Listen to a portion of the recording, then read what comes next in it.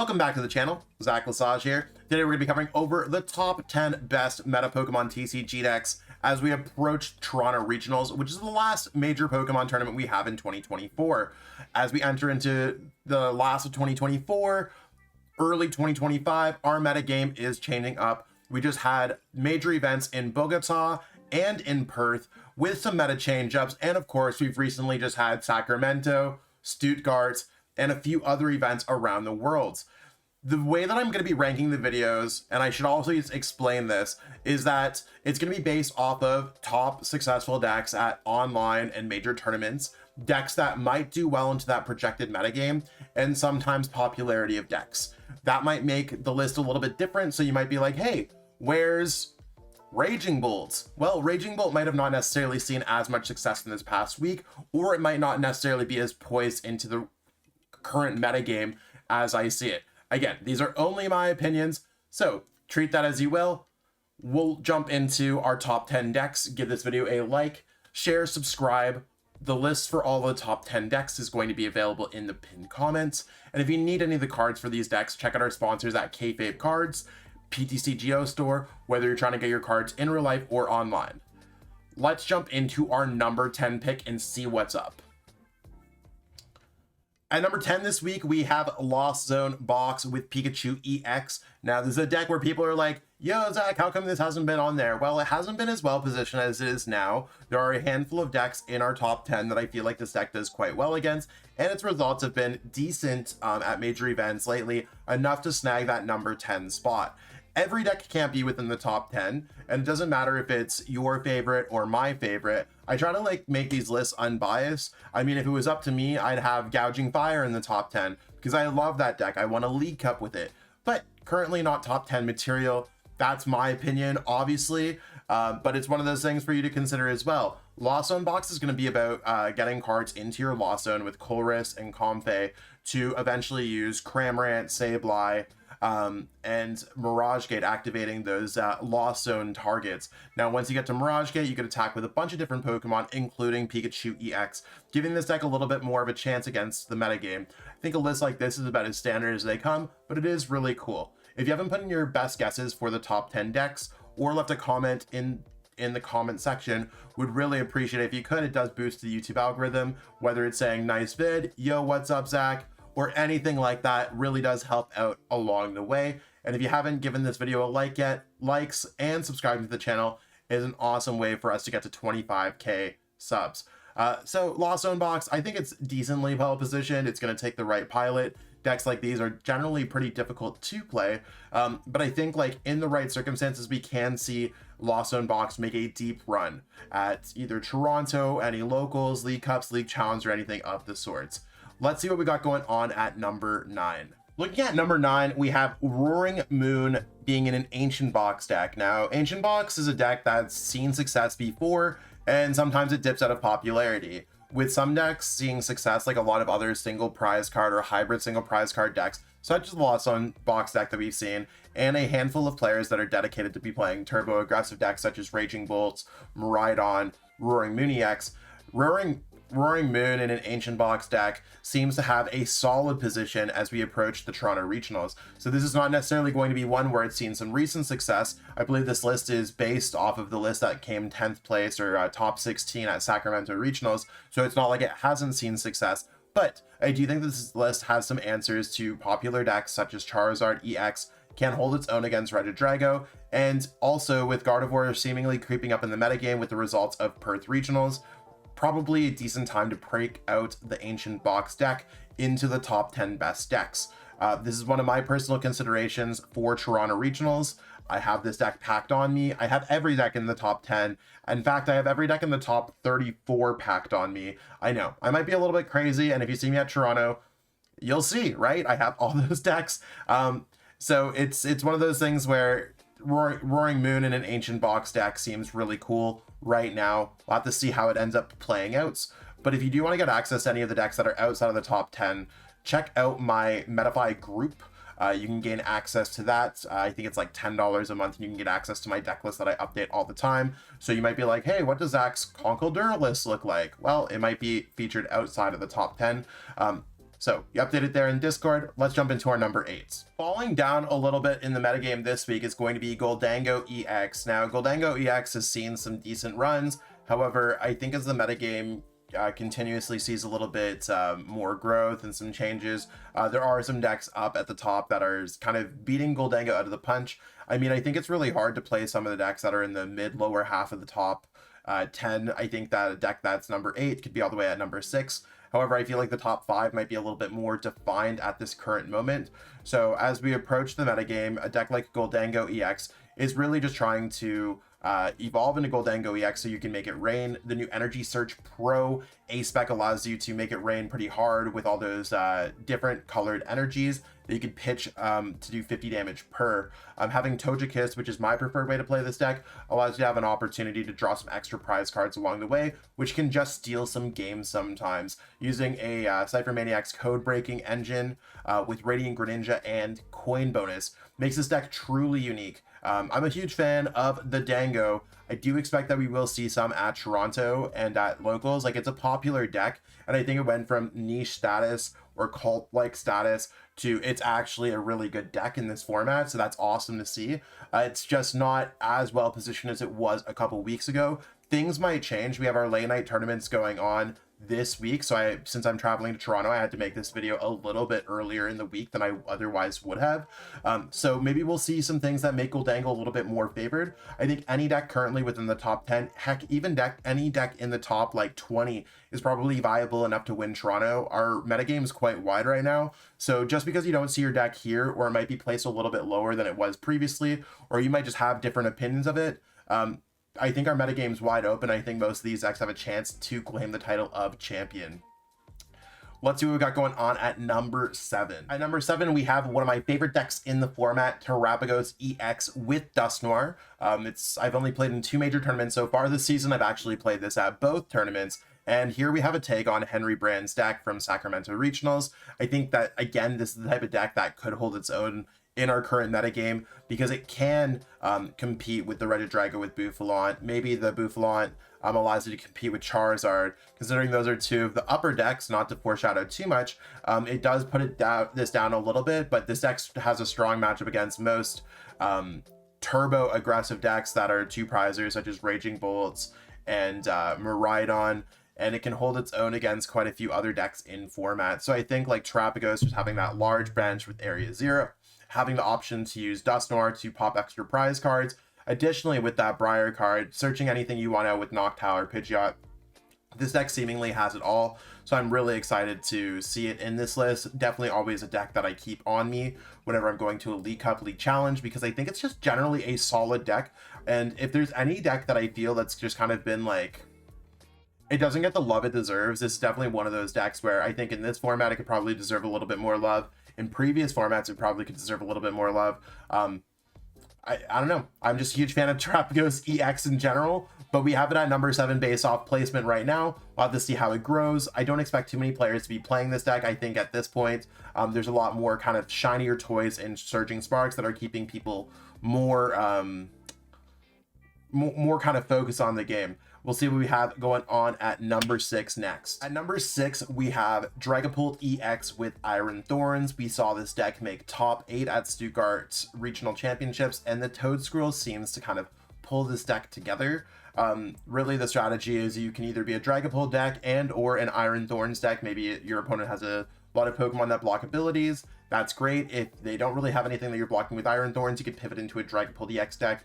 Or you could always use Dracoloak as a way to draw with its ability to get a couple cards per turn, using Crispin to accelerate either to your Thorns or to your Dragapults, giving you a lot of opportunities when it comes to this deck. I think that it's underrated. It can be inconsistent at times, but there's something that's truly powerful about this deck when it comes down to it, because a lot of players have been playing it since. I think the deck is arguably more powerful, maybe not more powerful than the player, but I think that there's an inherent power level to this deck with all the kind of right combinations.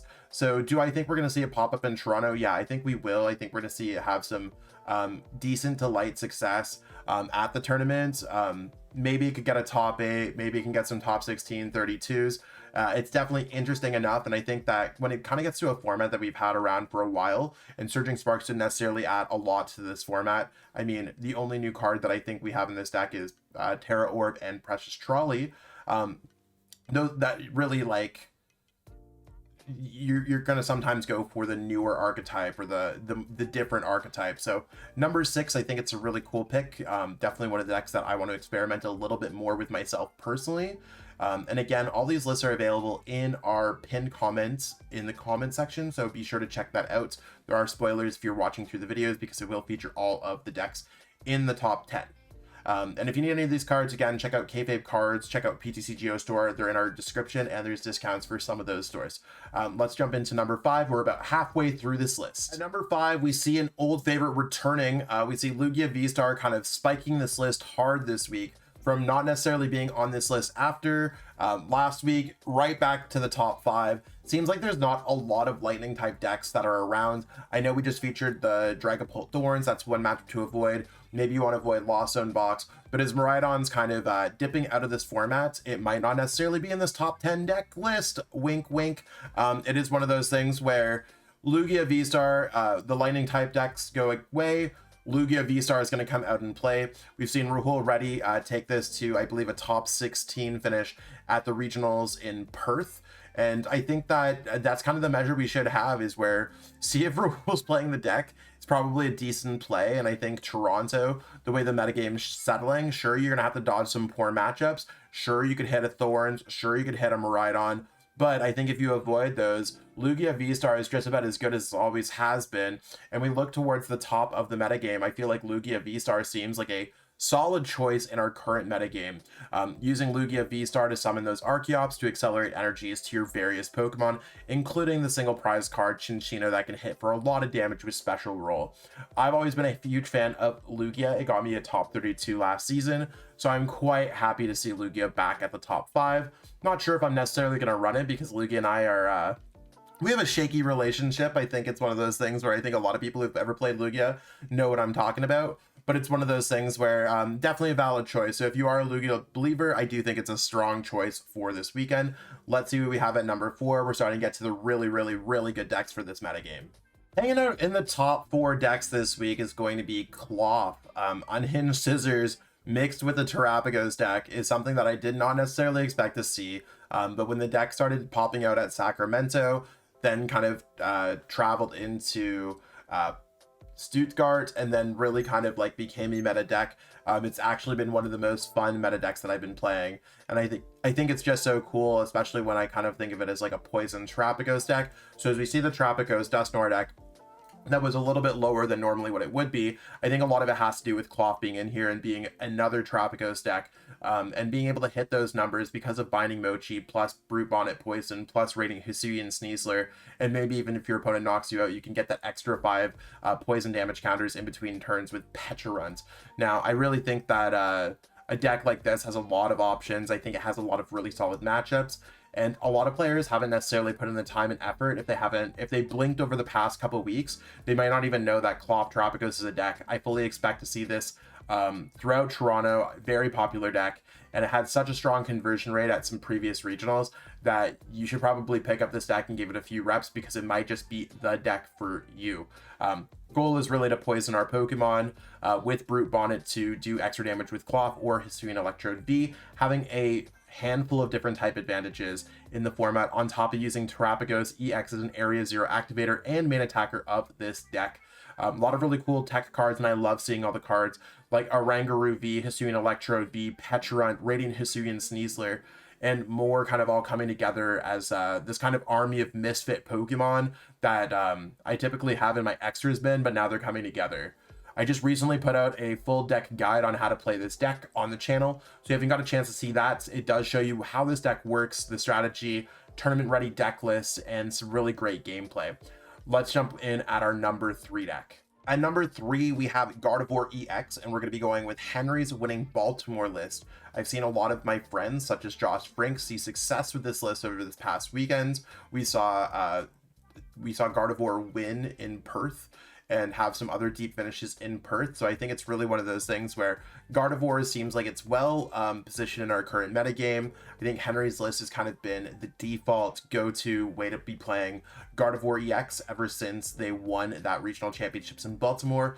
And it's kind of an aggressive take on the deck. Gardevoir EX being able to kind of go through your deck really quickly, discarding a lot of energies and attacking with Drifloon and Screamtail, especially being able to go Rare Candy to Gardevoir, but you still have those Curlias that can pitch some energies or cards in general with refinements.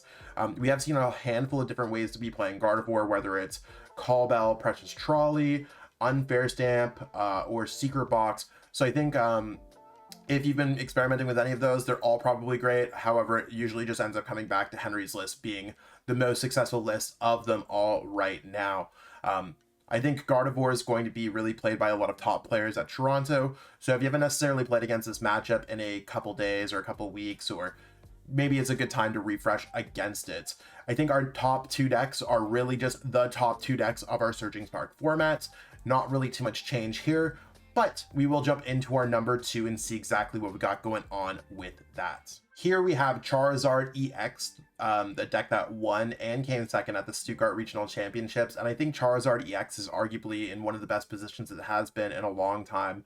And it's kind of in its final form factor. Charizard EX being able to accelerate energies to itself, being able to have 330 HP, being able to block bench damage, being able to scale its 180 damage attack as the game progresses, and being able to force accelerate that damage with Dusknoir, Dusclops, and forcing your opponent into situations where maybe even you activate Briar, on top of the consistency engine of Pidgeot, searching out whatever you want, Rotom, Lumineon, and Force Sealstone. Charizard EX has been around since pretty much forever, since it first came out, and I think like now it's just like we understand how it beats the aggressive decks. We understand its lines of play into a lot of things. So if you've been playing Charizard for a minute, I think that this is just a really solid form factor. Maybe one or two cards off from Arnie's winning list in Stuttgart. I do think I like Manaphy in this format because there's enough Radiant, Greninja, and Kyurem in this format. Kyurem being copied through Regidrago, that I think that Manaphy is warranted. However, we're looking at one or two card changes. This list is more or less a 58 card core at this point, and a lot of it comes down to, are you running Cleffa Manaphy? Are you running a fourth Nest Ball, a canceling clone? Are you running the Duskulls that both can attack? That's really going to be where the differences chop it up at. Charizard's really a deck that I expect to make some deep runs in Toronto, and seeing it win a few League Cups and more this weekend. Now, only one deck could be number one. I'm sure a lot of you might know what it is. You might not necessarily want it to be number one, but it's going to be number one this week. Let's jump into it. And number one this week, we have Regidrago VSTAR. I know a lot of y'all have been like, hey, Regidrago's been around for a while. I mean, it's a deck that largely didn't see a lot of success its entire lifetime, and has only seen success since late spring, early summer. Now it's popped off a lot, and a lot of top players play it. I mean, you see Ian Robb, Brent Tonneson, just to name a few. And we see Regidrago VSTAR having all these options. Some of the new options that we have from Surging Spark is going to be our Alolan Executor EX, giving you an option off of a coin flip to basically knock out your opponent's active or their benched basic Pokemon. And a lot of the case, that could be playing against a Raging Bolt, something in the active has 290 HP. We don't have any attack that can get through that. Or maybe just knock out something on the bench. Two prizes are two prizes in a lot of cases. You might have heard a lot of players go 2-2-2 when it comes to their prize trade. I think that this is really one of those decks where being able to copy all these different Pokemon out of your discard pile, being able to accelerate energies with Teal Mask Ogerpon and accelerate them to your Regidrago VSTAR with Energy Switch, and just really having the perfect form factor. I believe this is toward Reclev 60 from the recent Stuttgart Regional Championships.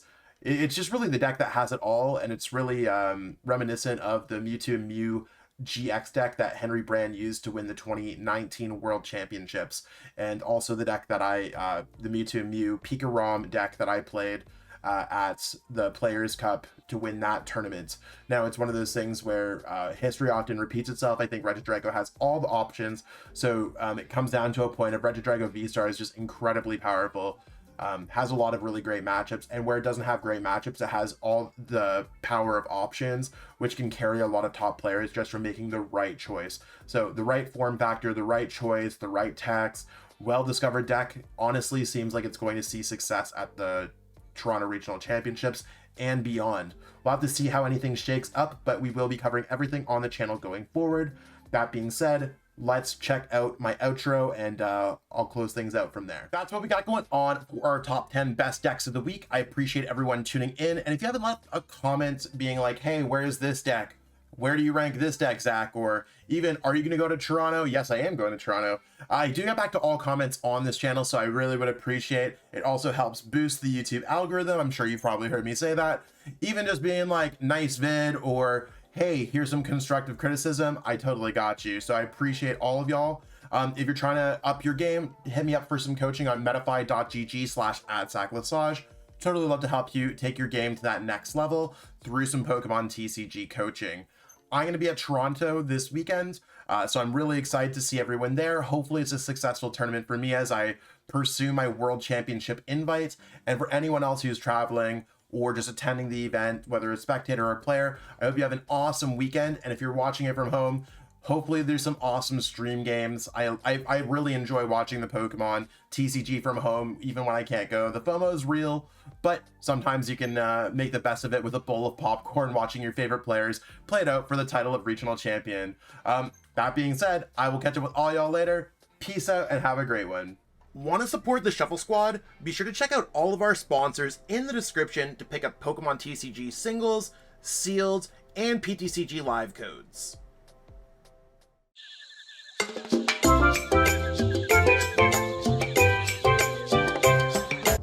You made it to the end. Thank you so much for watching this entire video from the Shuffle Squad. Honestly, from the bottom of our hearts, we appreciate each and every person that supports our content, watches what we have going on every single day, every single week, even from time to time, and continuously allows us to have a forum to project our creative content towards the Pokemon TCG community. So if you haven't already, be sure to give this video a like, subscribe to the channel, and even leave a comment to help boost the YouTube algorithm. That being said, we'll catch you with our next video. Thanks again. Take it easy.